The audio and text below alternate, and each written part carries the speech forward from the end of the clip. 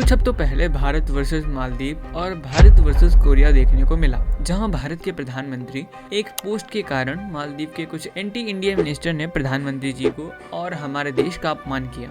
हालांकि देश के नागरिकों ने भी मालदीव को करारा जवाब दिया।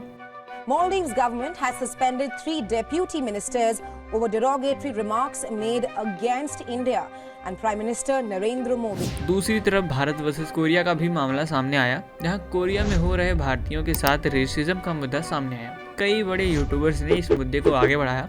अभी के वक्त में देश की जनता काफी चीज समझ गई है कि दुनिया के देशों में भारत का इमेज अभी गंदा और गरीब है। อินเดีย सकपक Yeah, India. So many people dirty and poor. जबकि हम अब कुछ सालों में दुनिया की सबसे बड़ी ताकत बनते जा रहे हैं, तब पर भी लोगों का विचार हमारे प्रति ऐसा क्यों है? इसका एक मुख्य कारण है देश की टूरिज्म का, क्योंकि जो विदेशी हमारे देश में आते हैं उन्हें जो दिखता है वो वही इमेज बाहर बताते हैं हमारे देश के बारे में। जैसे यदि आप दिल्ली में ही घूमने आते हो तो आपको देखने को और घूमने को बहुत सारी चीजें मिलेंगी, परंतु आपको दिल्ली में हो रही गंदगी भी देखने को मिलेगी। इतनी बदबू आती है। फिर यहाँ का सरकार तो ऐसा ही है, जीत जाती कुछ काम नहीं करती है, बाहर जाती इतना अच्छा फील्ड होता है, यहाँ तो क्या करे, कीड़ों की तरह जिंदगी है। अगर आपके पास अच्छा पैसा है तो शायद आपको कम गंदगी दिखे, परंतु जब कम पैसा होगा तो गंदगी आपको देखने को मिलेगी। इसका सरकार तो कारण है ही, परंतु वहाँ के लोगों का भी है, क्योंकि मैंने खुद देखा हूँ अपनी आंखों से। लोग कूड़ादान होने के बावजूद भी कूड़ा सड़क पर गली में फेंकते रहते हैं। खैर, अगर हम बात करें भारत देश में टूरिज्म प्रभाव और कंट्रीब्यूशन क्या हो रहा है, तो भारत दुनिया के 50 सबसे खूबसूरत देशों में 7वें स्थान पर आता है। साथ ही 2021 में भारत में 13 लाख करोड़ रुपए टूरिज्म से जनरेट किया गया और जीडीपी में 5.8% का योगदान भी दिया था। यही नहीं, 3 करोड़ से ज्यादा नौकरियां भी प्रदान की थी और कुछ रिपोर्ट का कहना है कि 2021 तक यदि भारत 7.8% दर से साल ग्रोथ करता रहा तो 33.8 लाख करोड़ रुपए जनरेट कर सकता है। वहीं जीडीपी में 7.2% का योगदान भी दे सकता है।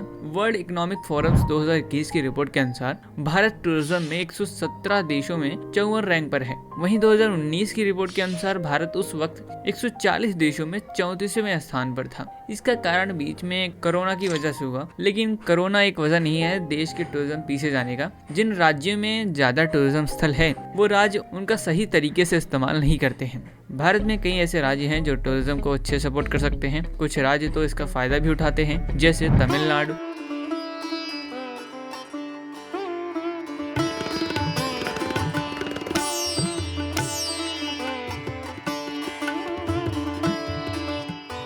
लेकिन कुछ ऐसे राज्य भी हैं जो इस पर ध्यान नहीं देते हैं, जैसे बिहार। इस वक्त भारत में 2 तरीके के टूरिस्ट स्थल पर आते हैं, एक घरेलू और विदेशी।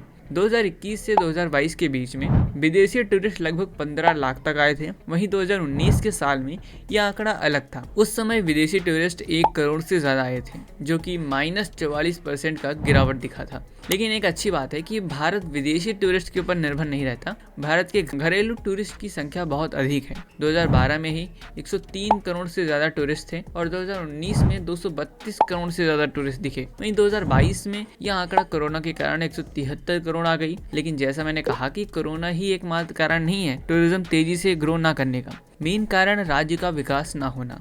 यदि आप 2022 के आंकड़ों को देखेंगे तो आपको नजर आएगा कि भारत में विदेशी टूरिस्ट सबसे ज्यादा गुजरात, महाराष्ट्र, पश्चिम बंगाल, दिल्ली, उत्तर प्रदेश जैसे राज्य में आ रहे हैं। इसका यह कारण नहीं है कि यहाँ टूरिस्ट स्थल ज्यादा है, इसका कारण है कि यहाँ विकास तेजी से किया गया है। वहीं घरेलू टूरिस्ट की आंकड़े देखेंगे तो 2022 में उत्तर प्रदेश, तमिलनाडु, आंध्र प्रदेश, कर्नाटका, गुजरात जैसे राज्य टॉप लिस्ट में रहे हैं। सबसे ज्यादा जिन राज्यों ने प्रभावित किया है वह है गुजरात, राजस्थान और उत्तराखंड। अगर 2021 की रिपोर्ट देखेंगे तो विदेशी टूरिस्ट के टॉप 10 लिस्ट में गुजरात था ही नहीं, लेकिन 2022 में अपनी जगह बना ली। गुजरात की ग्रोथ रेट आप इस आंकड़े से भी लगा सकते हैं। 2021 में विदेशी टूरिस्ट सबसे ज्यादा पंजाब में लगभग 3 लाख से ज्यादा आए थे। वहीं गुजरात में 11,000 लोग ही आए, परंतु 2022 में 17 लाख से ज्यादा विदेशी टूरिस्ट गुजरात में आए, जो कि 2022 में सबसे ज्यादा आने वाले राज्यों में से नंबर 1 पे था, वहीं पंजाब 3 लाख में ही रह गया। इसी तरह राजस्थान भी कमाल कर दिया। राजस्थान में भी विदेशी हमेशा से नहीं आते रहे हैं, राजस्थान ने अपनी चीजों का विकास किया है।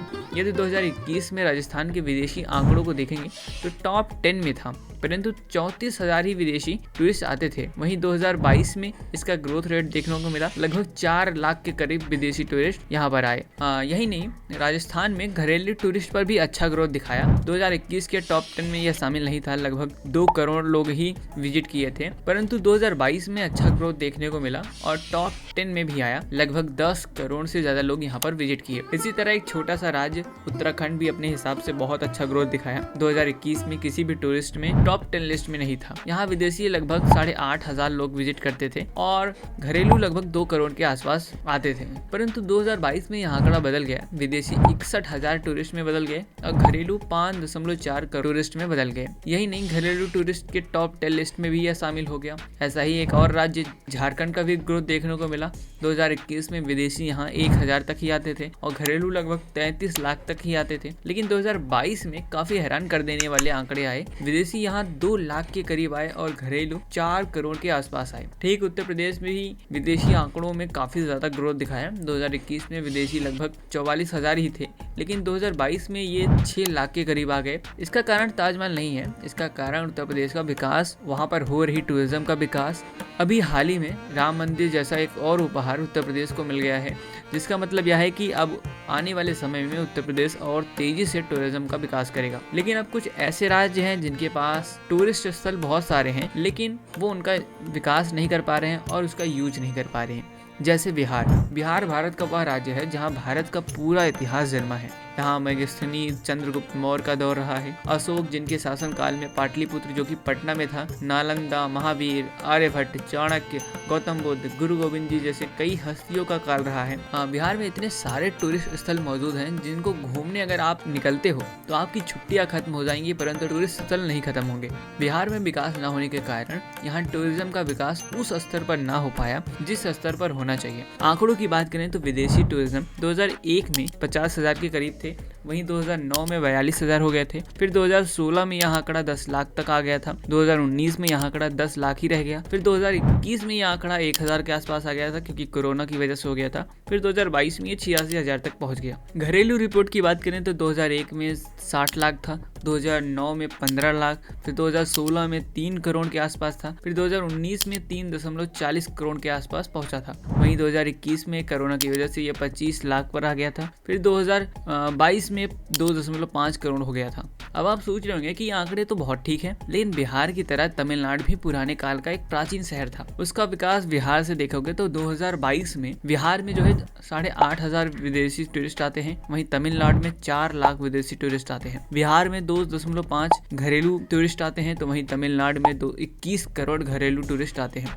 यही नहीं, अगर आप इसका कंपेयर झारखंड जैसे छोटे राज्य से भी करेंगे तो झारखंड में 2 लाख विदेशी टूरिस्ट आते हैं और 3.8 करोड़ घरेलू टूरिस्ट आते हैं। अब आप सोच सकते हैं कि बिहार का विकास टूरिज्म में कितना हुआ है।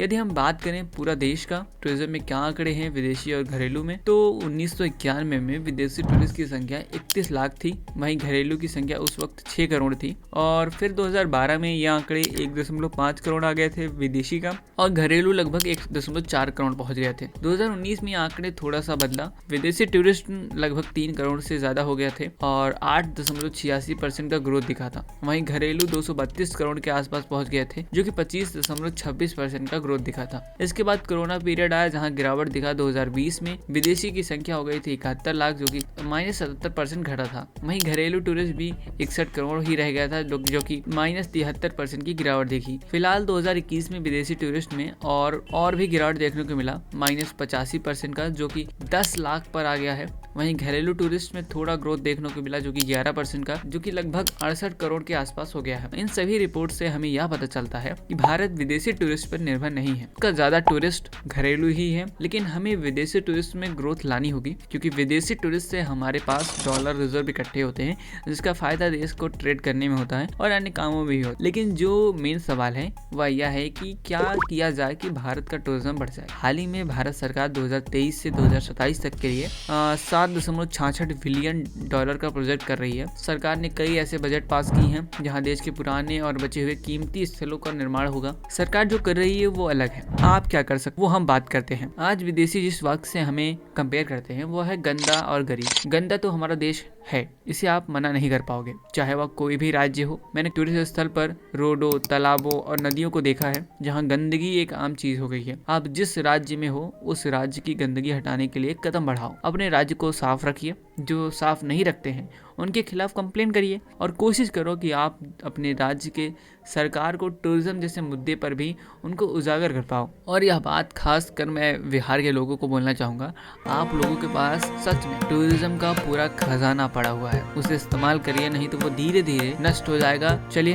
मिलते हैं अगली वीडियो में, तब तक के लिए धन्यवाद।